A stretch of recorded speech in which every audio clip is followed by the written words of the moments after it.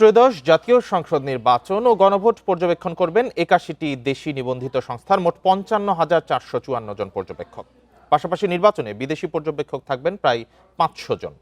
গতকাল হোটেল ওয়েস্টিনে কূটনৈতিক মিশনসমূহের প্রধান, জাতিসংঘের সংস্থাসমূহের প্রতিনিধি এবং সরকারি কর্মকর্তাগণের উপস্থিতিতে এক ব্রিফিংয়ে এ তথ্য জানান নির্বাচন commissioner brigadier general Abul Fazal Mohammad Sanaullah. ব্রিফিংয়ে আসন্ন নির্বাচনের বিভিন্ন পরিসংখ্যান তুলে ধরেন তিনি। জানান, ত্রয়োদশ জাতীয় সংসদ নির্বাচনে ৫১টি রাজনৈতিক দল অংশগ্রহণ করেছে। নির্বাচনে মোট প্রার্থী ১,৯৯৪ জন।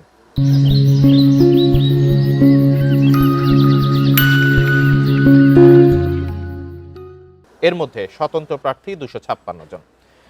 ইসি সচিবালয়ের পরিচালক ও তথ্য প্রদানকারী কর্মকর্তা মোহাম্মদ রুহুল আমিন মল্লিক স্বাক্ষরিত এক সংবাদ বিজ্ঞপ্তিতে এ তথ্য জানানো হয়েছে।